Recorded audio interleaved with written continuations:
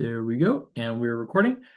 Hi, all. My name is William, and I'm speaking on behalf of UVA's Orientation and Transition Programs team. Welcome to our Wednesday webinar series. Wednesday webinars are designed to help prepare you for your arrival at UVA. Tune in over the summer to learn more about the resources and programs available to you before you get on grounds. I just want to share a couple of general reminders. There are many deadlines coming up in your new student portal. Make sure you're staying up on top of your tasks so that you're ready to roll for this fall.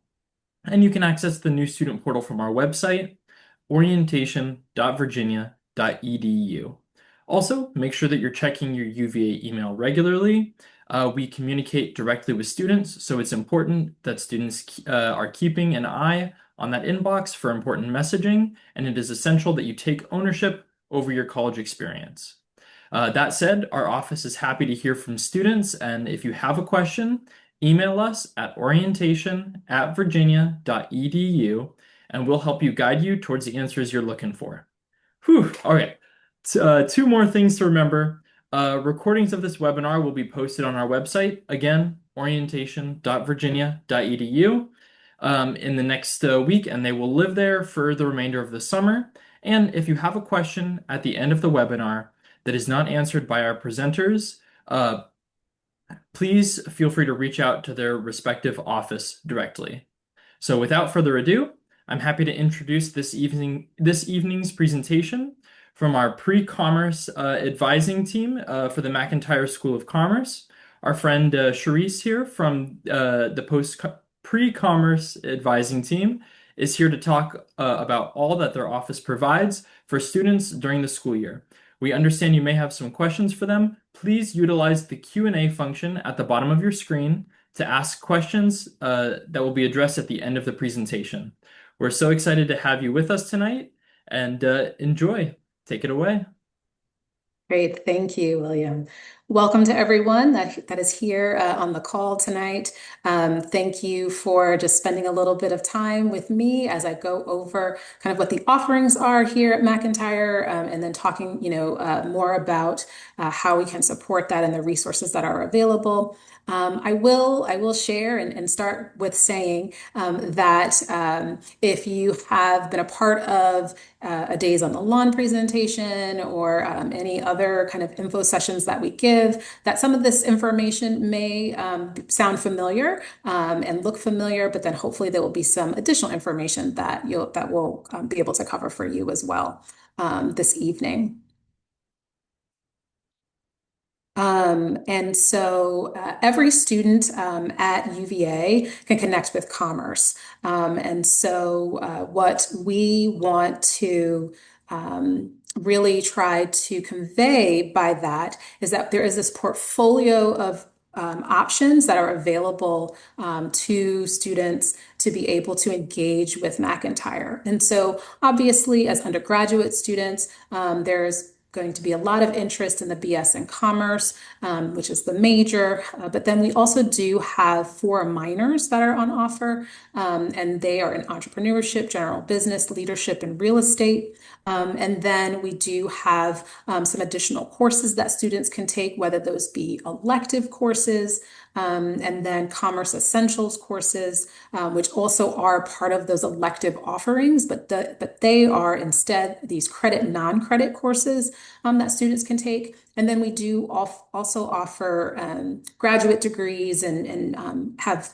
pathways that are part of that as well, even while students are here pursuing an undergraduate curriculum. So there are lots of different ways that students can participate in the commerce experience while they're here at UVA.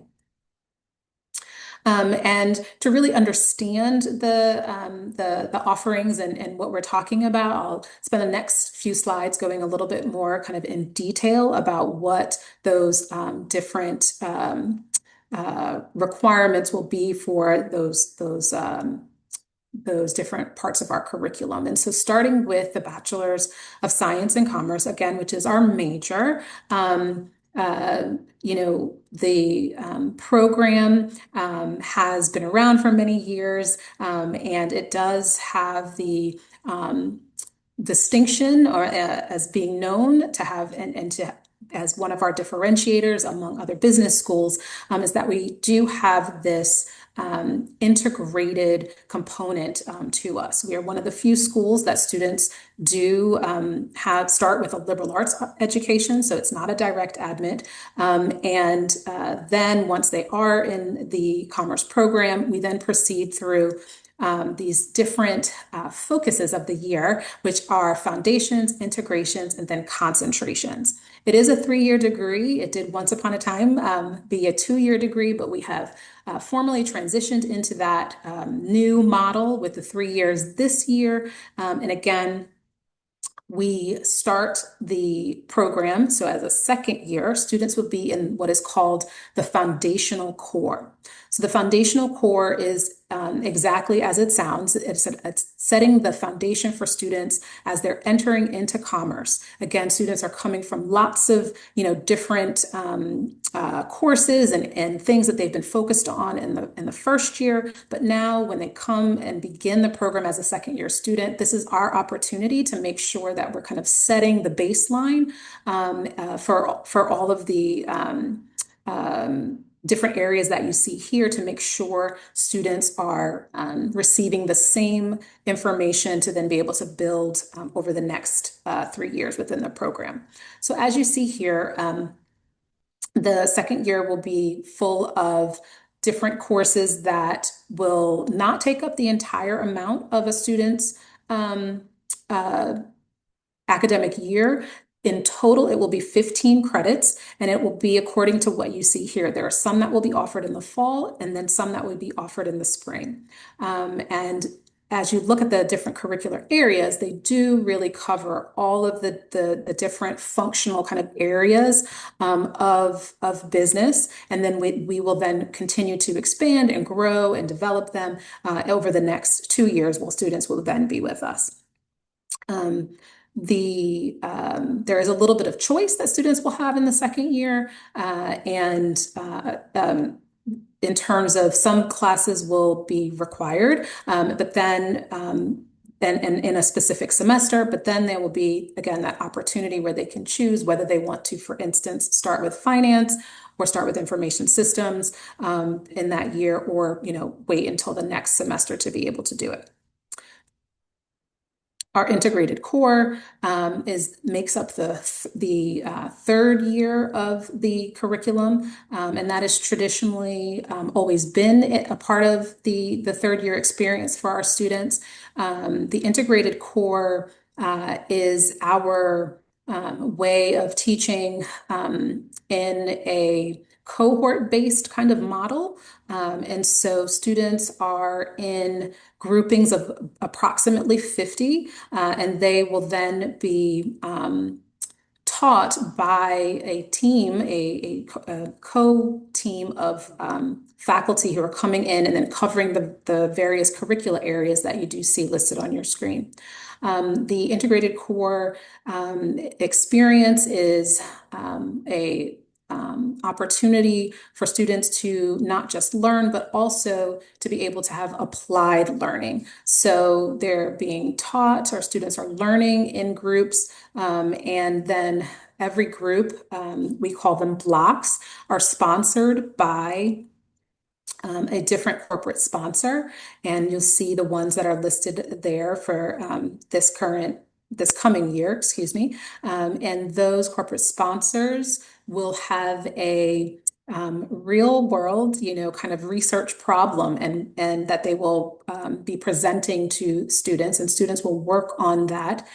So as they're learning those different curricular areas, they are also then being able to apply that learning to the particular project that they'll be working on during that semester to be able to solve that problem or to be able to present various solutions to those corporate sponsors. And so it's very pre-professional. It definitely models kind of what the job market looks like and the workplace, where students are working in these teams, working together to be able to then present to those executives at the end of the semester. And the integrated core does take up the entire first semester of third year. And so students will then, if they have, kind of other areas or things that they want to pursue, they'll look, kind of to do that, moving more into the second part of that year, because the second semester is more free and more open for, continuing to individualize and maybe move into the areas of concentration and things like that. And then we talk about our concentration areas. So we do have 5 different areas that really serve as kind of the functional areas, I guess, of the industry and of business, where students are able to choose one that is at least the minimum requirement, but up to 2 different areas of concentration. And they will cover the different, again, curricular areas that you see here. The concentration, again, is more of a specialty, right? A specific area that students are studying more deeply. But the degree in which students will be earning is the Bachelor's of Commerce. So that is something that's common amongst all students, but then every student has, again, their specific area that they're concentrating in.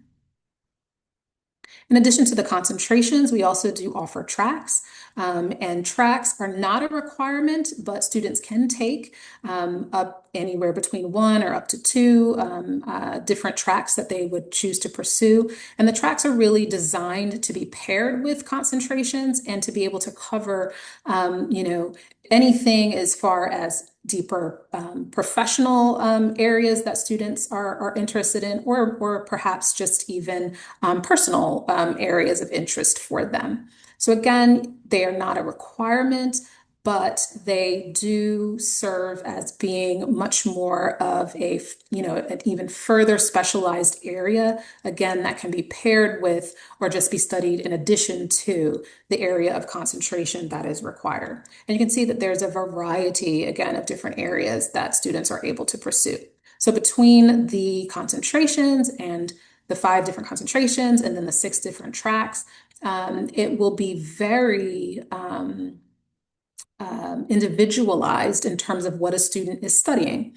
They might, you might have 2 accounting concentrators, but if one of those students is also looking to double concentrate, that's already going to have a very different academic feel in terms of what they're studying, in addition to, their friend who's also an accounting concentrator. But then again, once you start to move in these different tracks, lots of variety, lots of specialization that really do allow students to be able to achieve the various, again, professional as well as personal goals that they have set for themselves.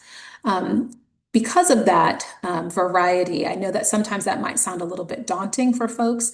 And so what we have in place are we do have our academic advisors who, again, once you're in the program, will be able to work very closely with you. Every student is assigned one from when they start the program in second year, that you can be able to make sure that students are tracking their credits correctly and they have really mapped out what their academic plan looks like. They can have the conversations about what concentrations really pair well with certain tracks, or even, if you want to be a double concentrator, how that works in pairs.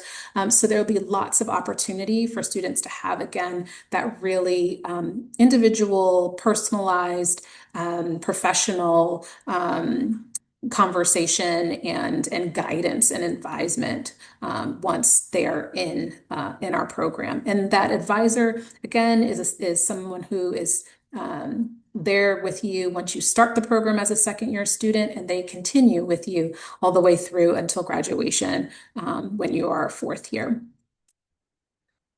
Our global and academic programs, we do have opportunity for students to be able to study abroad, and typically that does come in the spring of third year. Again, I mentioned that the integrated core is all of the first semester of third year, but then the second semester is where, again, it opens up. Students are able to pursue classes according to their areas of interest. And one of them might be doing a study abroad. So we do offer that traditional program of spending a semester at one of our partner institutions.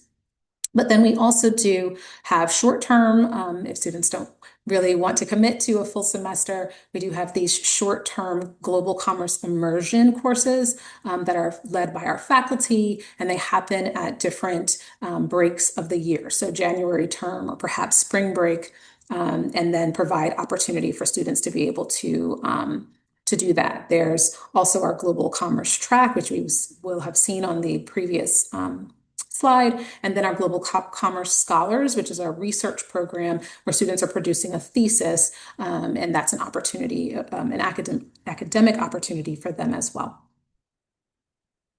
Talking a little bit about the minors. So we do offer these 4 minors: general business, entrepreneurship, leadership, and real estate.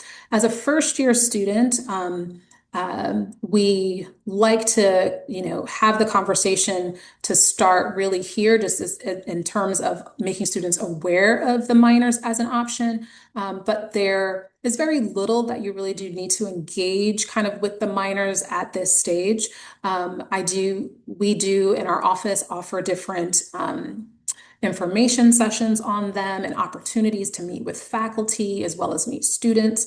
And so certainly those are opportunities and offerings that I would encourage when you're on grounds to be able to do. But typically the coursework is accessed for the majority of the minors in the second year, and the application process for some of them is in the second year as well. So again, as first year students, we're just really wanting to make sure that there's an awareness about them, and perhaps maybe that is even why you are on the call today, is because you have a specific interest within the minor. The minors are designed to be for students who are not pursuing the major in commerce. So if you are pursuing any other area of interest, economics, global studies, data science, something like that, then if one of our minors are of interest to you, then that, would be a nice pairing and a nice offering.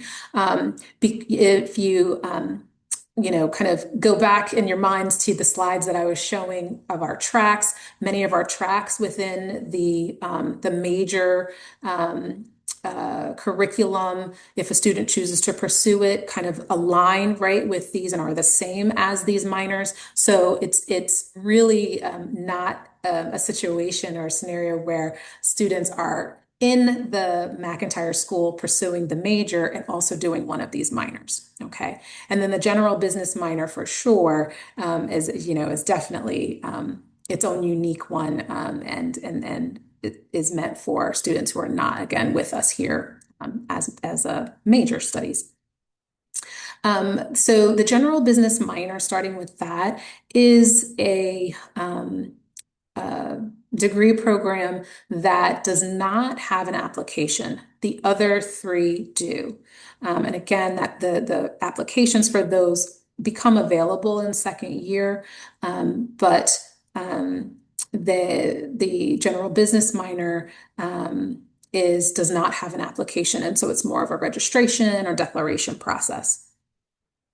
All of these minors do have a prerequisite course, and the general business minor shares the same prerequisite course as the major. So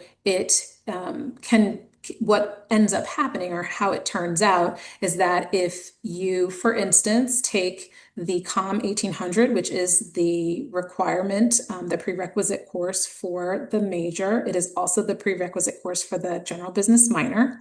And, after you've taken that perhaps in first semester, really anytime, I should correct that and say anytime during your first year, you then have that opportunity to start right away with if you'd like to, pursue the minor, you have the opportunity to start right away with pursuing the courses in second year. That would be a part of that degree of study. Whereas it's a little bit different with the other minors. The leadership prerequisite, for instance, is only open to second year students, as is the real estate. Although the entrepreneurship, if that is a specific area, there is an opportunity for students to be able to pursue that as a first year student as well. So in terms of the prerequisite courses, when students are applying to the major, there are three required courses that a student must take. And these courses must be taken at any time in the first year. So it can be in first semester or second semester. There is no preference for our office or for the application. And these are the courses that you see listed here. So it's the Foundations of Commerce, which is a course that is taught here in the Commerce School. It's also known as COM 1800 once you have the opportunity to get into the enrollment or the enrollment/registration system.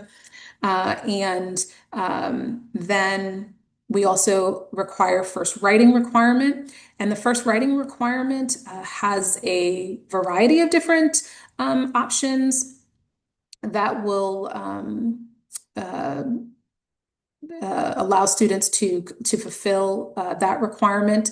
And so that is going to really, be determined by or along with kind of the advising for that students receive in terms of their pre-major advising. And I know all students will have the opportunity to access that. And typically those pre-major advisors are coming out of the College of Arts and Sciences, where this class kind of sits. And so on that particular requirement, we really do defer to our colleagues over in the college and to those pre-major advisors to help guide students on, what is the most appropriate course to take. I think the most important thing to get out of, our time today is that any of those classes will, of course, be sufficient. And then there are again, according to where students are and what they'll be advised to take, there could be some different courses as well. But either way, completion of a first writing requirement is one of the application requirements. And then so is the Principles of Microeconomics, and that comes across as Econ 2010 in the enrollment system. It is always usually a question when we start to go over prerequisites from students and families to ask about, well, what if I come in with certain credits? How does that work? And, things like that. And so I will share with you that it is very common for students to come in with the Principles of Microeconomics. That's why that course has a little asterisk next to it.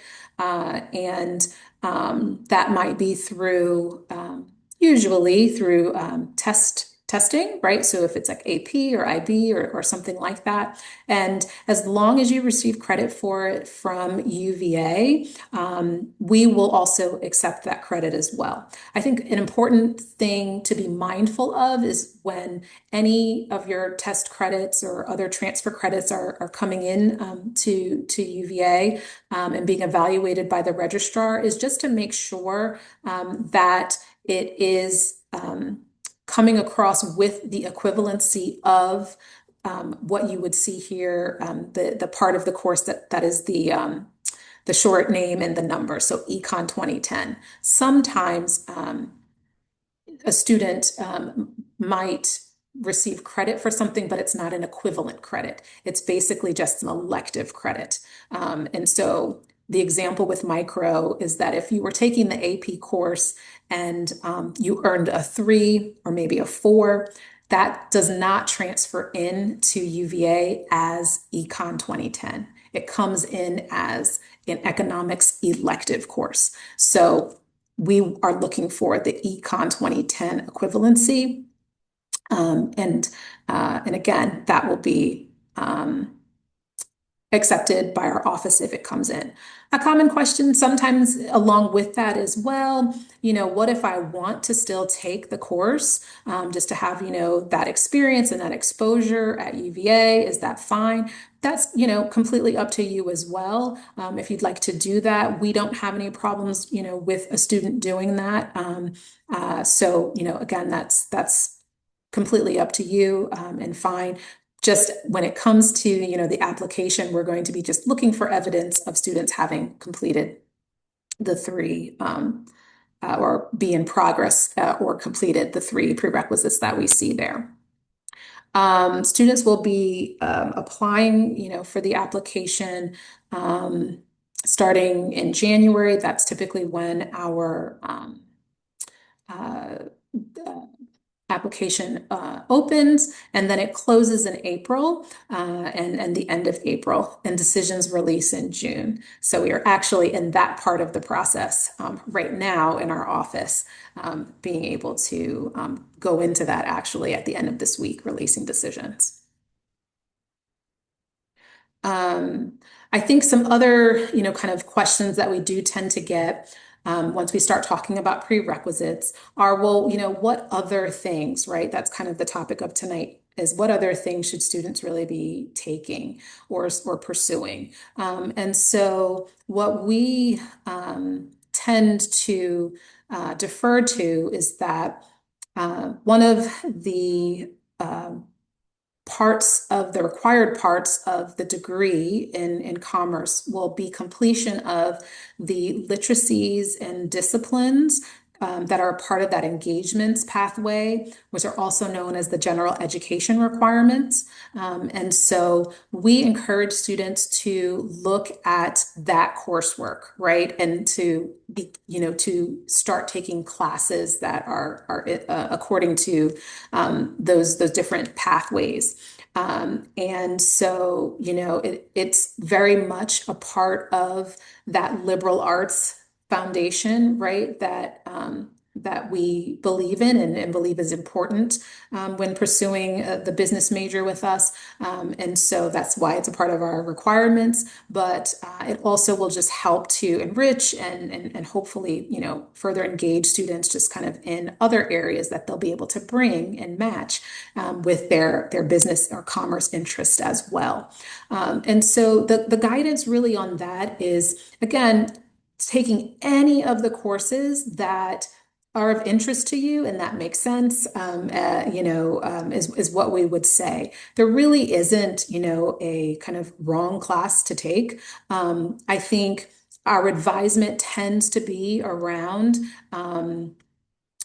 particularly if you've not started a language, right? You may want to think about that, or if you've never, kind of studied a language before, because world language completion through what we consider to be the 2020 level is part of the requirements.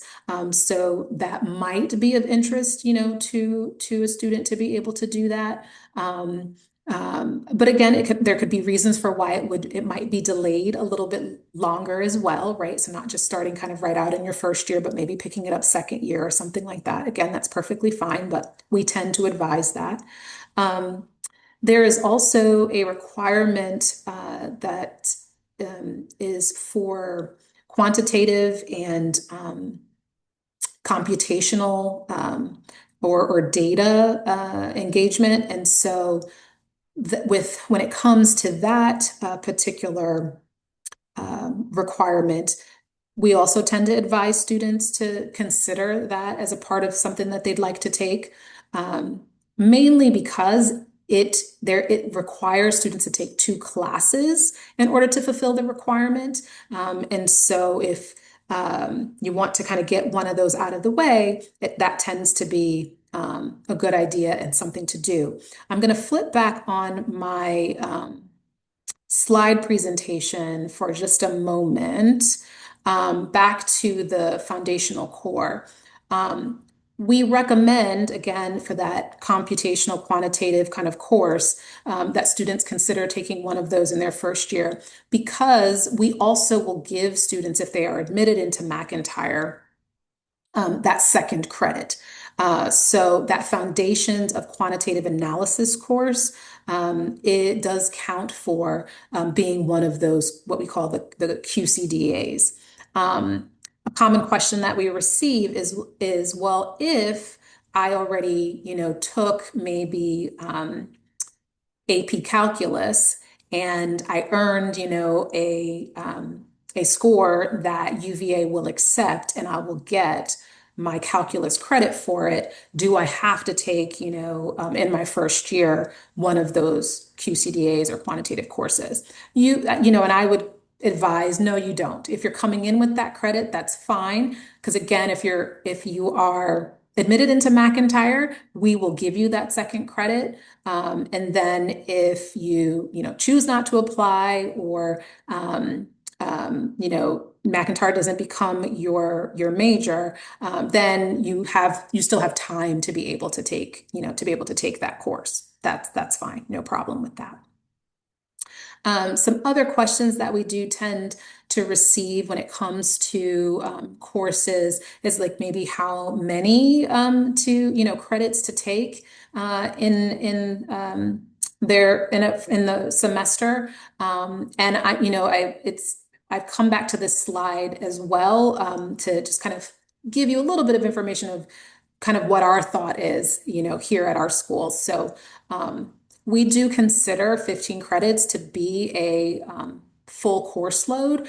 And so, again, the courses that you do see here that students will start taking with us in second year, they they equate to 15 credits in total. So what that usually kind of looks like is that students will then be, filling in the rest of their year with another up to 15 credits, but typically students are taking 15 credits each semester.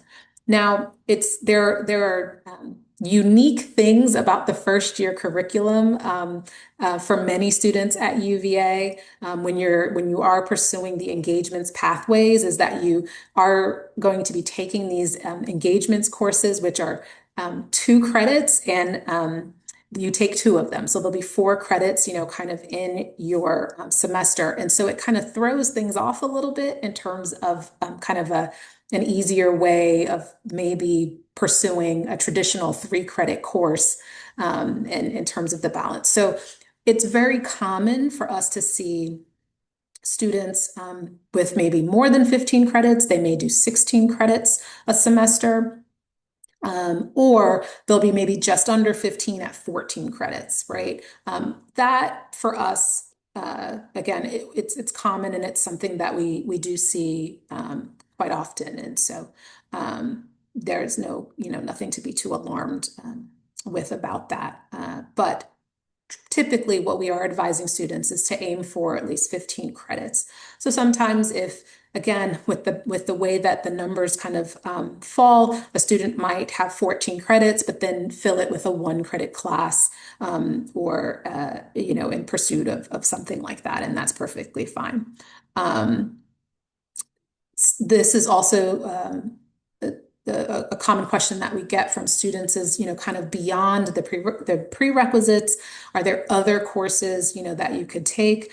And that's where I'll go back to what I was sharing on the slide that has all of the portfolio of options that students can take, is looking at either the elective courses. So some of those things like maybe personal finance, or we also do have our Commerce Essentials courses, which are, I always like to describe them as kind of these kind of master classes, where you're learning content from one of our professors. There's a certain number of hours, but it's designed to be self-paced. They are asynchronous. They are credit or no credit, but they're a little bit kind of more casual, kind of foray into certain curricular areas that students can take. And so that can also be a nice way for students to kind of continue to pursue and engage in some of the other curricular, areas that we have on offer. I think I will kind of close this portion and then we'll open it up for some questions, but I'll close this portion with saying that our office is available for students to be able to talk through some of the various things that come along with, being interested in pursuing our major. We do have advising opportunities, and so you can meet with either a staff advisor or one of our student ambassadors. They also do advising. And so, kind of once you're on grounds, that could be a great way to, start getting connected with our office, making sure you're on our listserv, getting the information, but then also starting to, again, engage with our office and, kind of ask any of those different questions or kind of nuances that go along with the application or kind of anything like that. We're very, available for just that. Throughout the year as well, we do offer different opportunities to have formal information sessions, as well as we'll have some major programming as that will be available to actually kind of come, into our spaces and have a simulated integrated core class experience and hear from some of our faculty and talk with our staff and students as well. So there will be, again, lots of opportunity for a variety of those things come the fall, and just make sure you do kind of come by and pass by our office to be able to yeah, get that information. So I will kind of stop there, and then if we do have any questions, I will be happy to do that. So let me see if I can get, let's see. All right.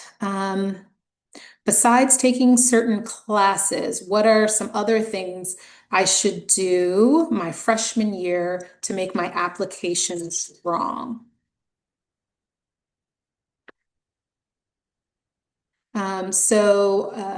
The application will have a couple of different components to it, and there will be essays. So there are 4 essays that are on the application, but then there's also a section for students to be able to talk about their different types of engagement, so things that they are involved in and have been involved in. And so you will have the opportunity to be able to talk about things from high school, from the summer, but there is also the opportunity, to be able to showcase anything that you've gotten involved in with while you're here on grounds. And so that, the direct answer to that is get involved, right? So be a part of different things. Hopefully you'll have the opportunity to either be a part of a CIO or just some really great class or some programming event, something like that that will be able to help go directly on the application or help be a part of an experience that maybe you'll be able to share and talk about on your essay and kind of things like that. So I think that that's really a great one of the great things that can be really helpful. Um, so okay, this question is, may I ask, what are the components of the application process? Yeah, and so the first, I think, part of the process is certainly grades, right? And your academic performance and coursework. So making sure that you either have completed or have in progress the prerequisite courses, right? That's going to be the first part. And that won't necessarily have to be written into the application because the application will automatically be connected to our student information system that will have your transcript. But you want to make sure, yeah, that you're getting those courses again in progress or completed. Then that next portion will be the activity. So it's there's kind of 2 sections. One is for activities and involvement. So as I was just answering that other question in terms of like, what are you engaged in? What are you doing? What's your involvement?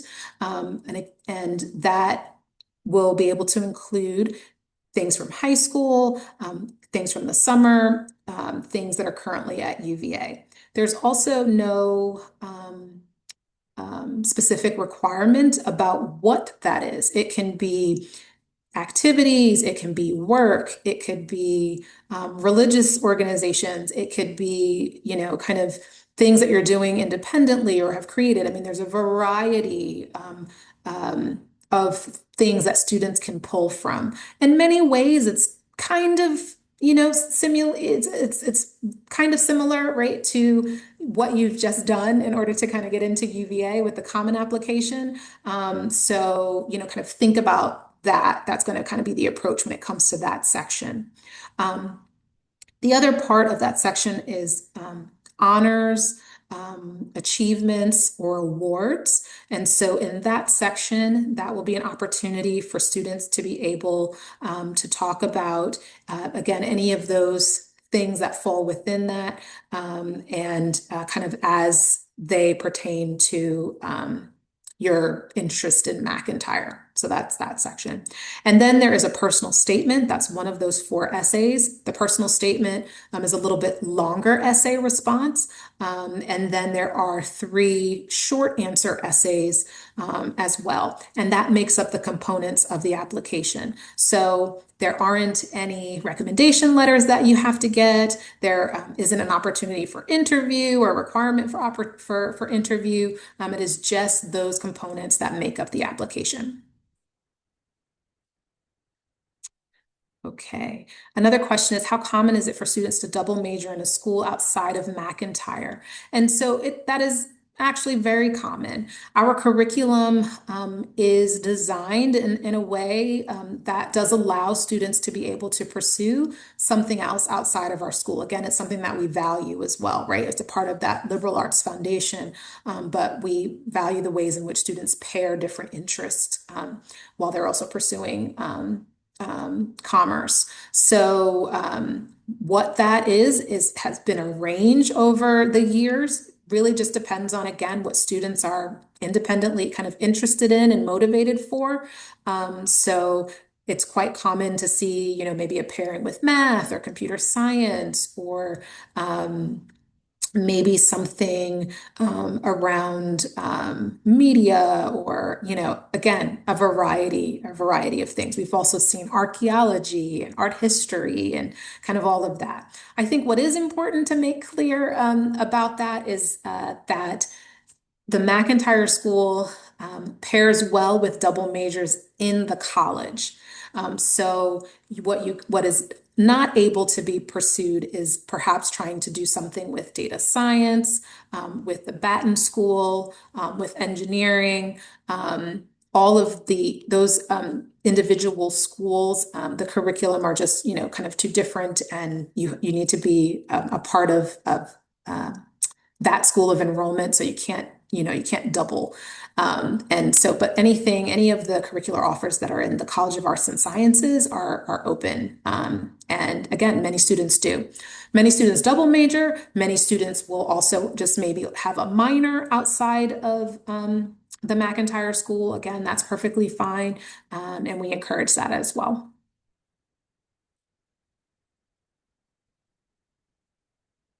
So there was a question about what does the written part of the application look like, but I do believe I've answered that.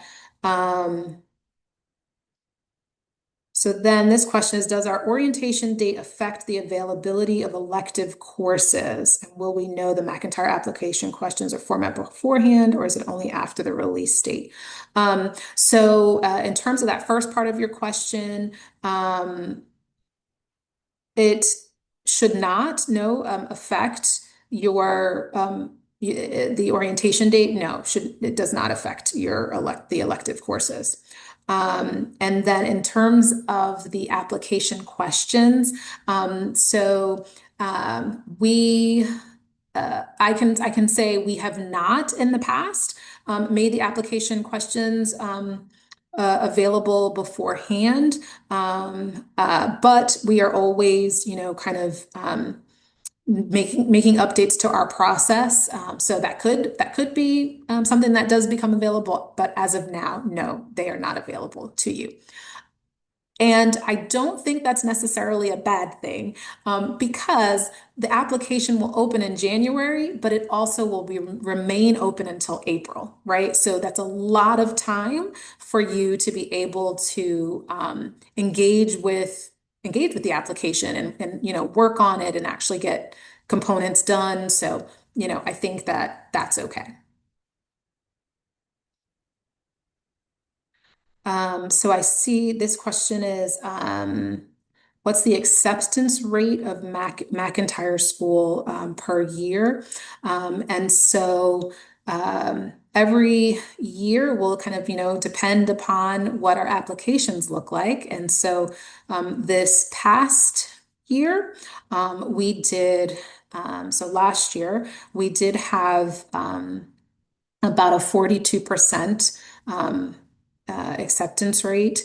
And again, that was just based upon the number of applications that we received. We have a fixed number of students that we enroll into the school every year, and that number is 400.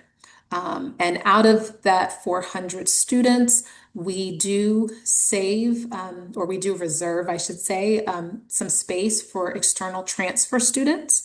And so that number actually kind of looks more like 365 out of that 400 are spots that are available to our internal UVA students. And so again, depending on just however many applications we receive, that's where that number can shift and kind of change. It is true that our applications have increased every year, as similarly you all experienced with this record-breaking year of UVA applications. And so, you know, that's that's just how that goes. Um, and so this last question that I see here is, will pre-com advisors be available at orientation? And so yes, we will have some folks that will be available to be able to meet with you and to talk with you if you have individual questions or anything like that that may come up. And I should say, when we say during orientation, the McIntyre School does have an orientation specific information slot. And so we do encourage you, as you kind of get those dates set and you're looking at the schedule, to certainly be able to participate in that information session. And then, you'll have the ability to meet directly, kind of with our staff, because we'll all be kind of participating and being a part of those presentations. Um, oh, there's another question that's come in. Is there any difference in acceptance rate between in-state and out-of-state or international student applications? And there is not. Once you are, admitted into UVA, kind of anything beyond that, we just look at you as UVA students, and there is no differentiation or any specific numbers or percentages that we're looking for. It's just open. So, okay, great.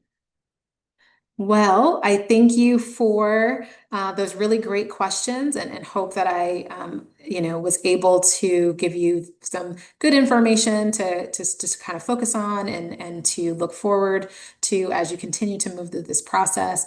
I do look forward to seeing all of you, or as many of you as I can see during the orientation session that we will be offering. And then until then, take care. Bye-bye. Right, great job. This has been our Pre-Commerce Wednesday webinar. As a reminder, the recordings of this webinar will be posted on our website, orientation.virginia.edu, within the next week, and will live there for the remainder of the summer.